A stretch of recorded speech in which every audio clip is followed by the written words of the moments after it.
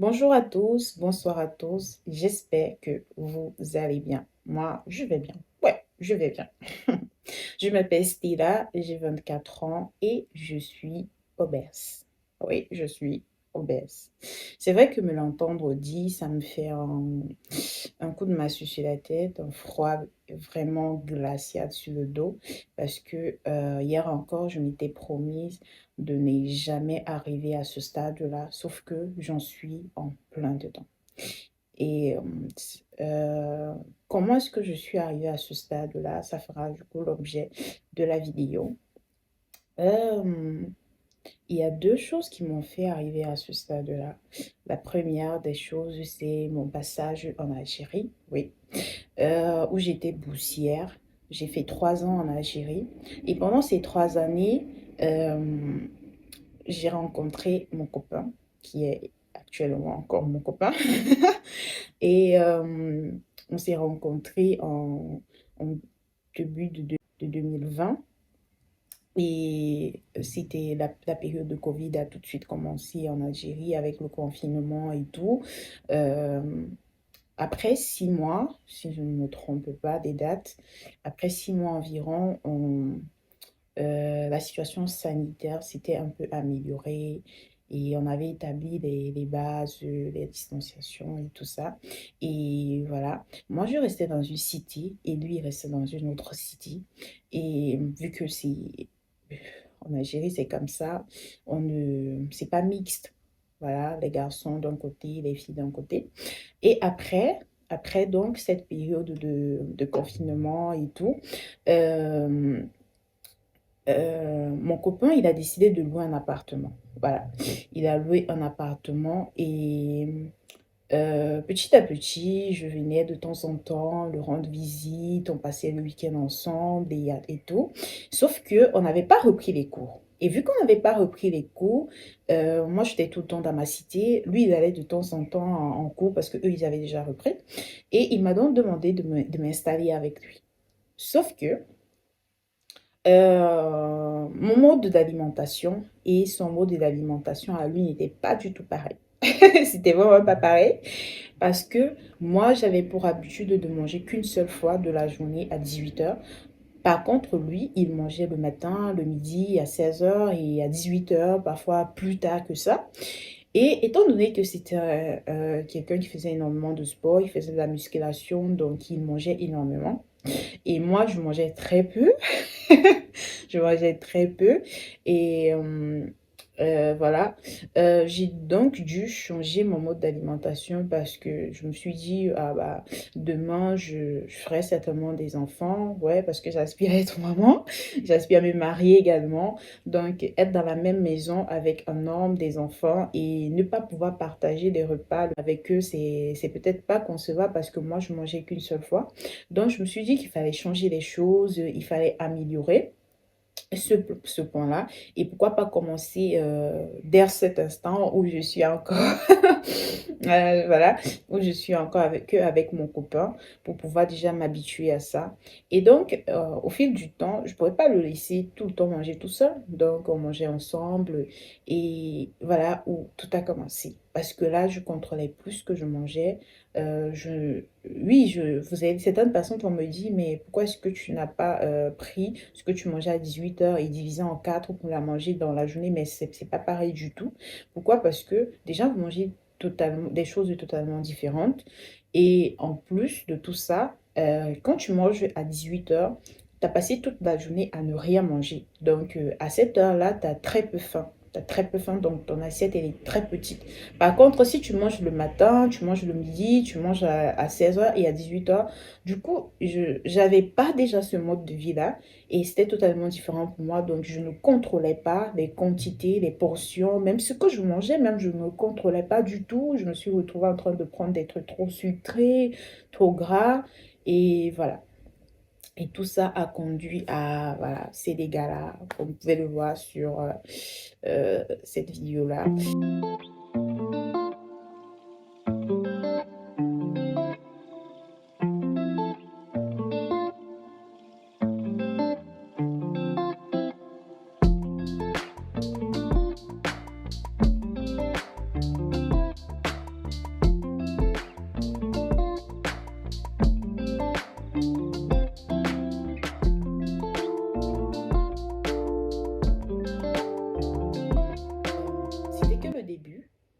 parce que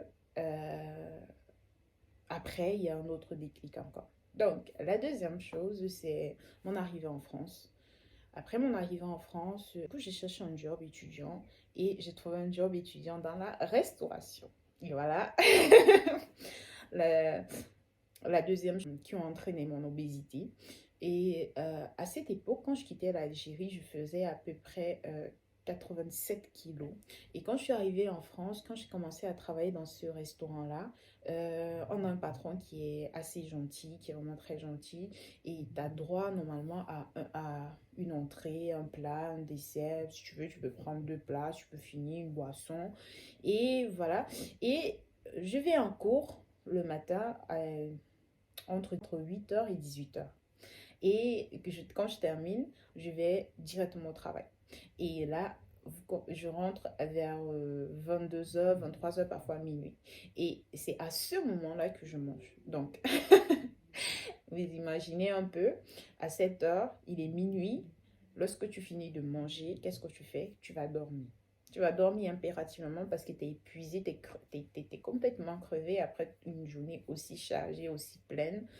Et tu te couches après avoir mangé un gros plat où il y a plein de sucre, plein d'huile.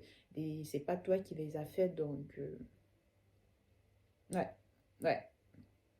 Et petit à petit, je constatais que je n'arrêtais pas de prendre du poids parce que oui, mes vêtements ne m'allaient plus. Même ceux-là que je venais d'acheter ne m'allaient plus du tout. Ça a commencé à m'inquiéter et tout. Mais je trouvais des excuses. Je trouvais des excuses comme quoi non, je rentre tard, non, j'ai pas le temps, non, voilà, voilà. Et j'ai pas le temps pour faire du sport parce que oui, de base, je suis quelqu'un qui aime beaucoup faire du sport. Et à chaque fois, je trouvais des excuses et des excuses qui n'avaient ni tête ni queue. Ouais. C'est vrai que c'est assez compliqué d'associer le sport dans mon quotidien, mais ce sont que des excuses parce que quand on veut vraiment et quand on est bien organisé, on peut le faire.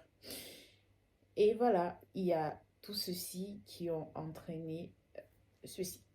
Voilà. Euh, Aujourd'hui, je me sens mal dans ma peau.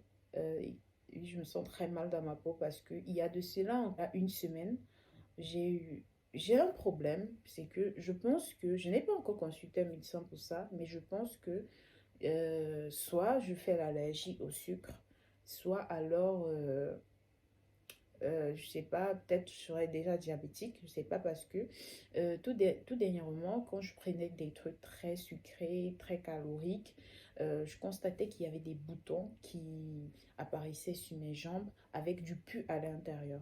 Ça m'a vraiment, et je sais pas, c'est où j'ai eu un déclic parce que je l'ai eu une fois, je l'ai eu deux fois, ça m'inquiète. Je me dis, mon état de santé est en train de se dégrader à ces points et je continue de trouver des excuses. C'est plus possible. C'est vraiment plus possible parce que ça, je sais que c'est du sucre. Pourquoi? Pourquoi est-ce que je sais que c'est du sucre? Tout simplement parce que quand je ne mange pas de sucre, je suis bien. Mes doigts ne sont pas enflés, mes pieds ne sont pas enflés et je me sens différemment. Même si j'ai mangé calorique, mais je me sens différente quoi.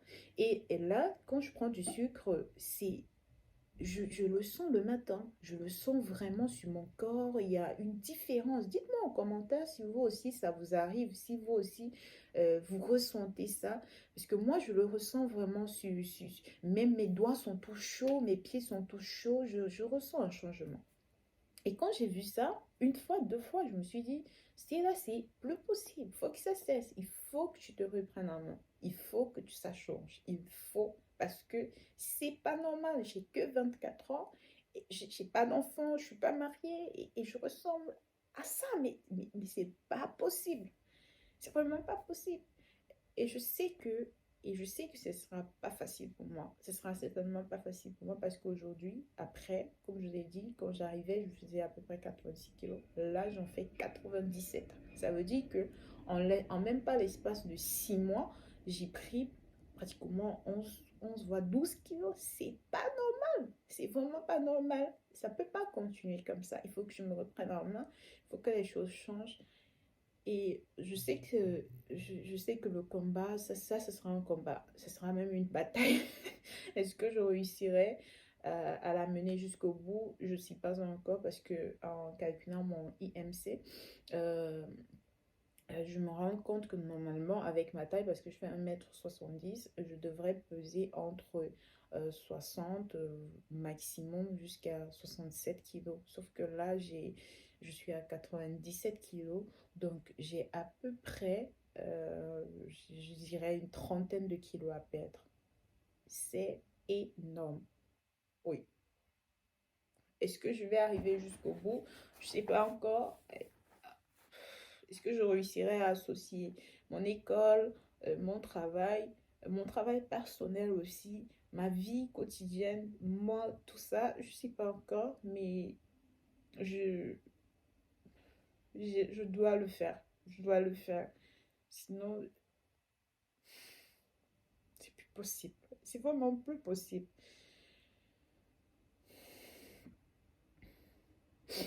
C'est vraiment plus possible.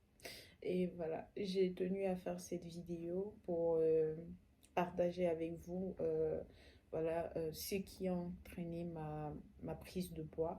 Et je sais que beaucoup de personnes peut-être vivent la même situation que moi ou pas, mais sachez que vous n'êtes pas les seuls à vivre ça. Il y a beaucoup de personnes également qui le vivent comme moi, par exemple, et c'est vraiment pas facile à gérer.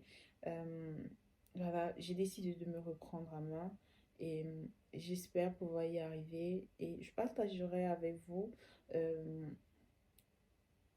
mes efforts. Parfois, je pense que ça arrive à tout le monde, peut-être que je craquerai un moment ou pas. Je partagerai avec vous. N'hésitez pas à vous abonner, à activer la cloche de notification, à liker, à commenter, à partager. Et encore, je sais qu'on peut y arriver. Je sais que quand on veut, on peut. Et mais ça doit venir de nous. Ça ne doit pas venir des critiques des gens. Ça ne doit pas venir des... Ça ne doit pas venir de l'extérieur, mais vraiment, ça doit être quelque chose de personnel. On doit le décider nous-mêmes et on doit le faire soi-même. Voilà. Portez-vous bien. À la prochaine. J'espère que cette vidéo touchera certaines personnes afin de leur motiver aussi, si possible, à se reprendre en main, à se dire non, franchement, c'est pas possible, c'est plus possible, on doit faire quelque chose, il faut que je change, il faut que j'améliore les choses, voilà. Et portez-vous bien, à la prochaine. Ciao!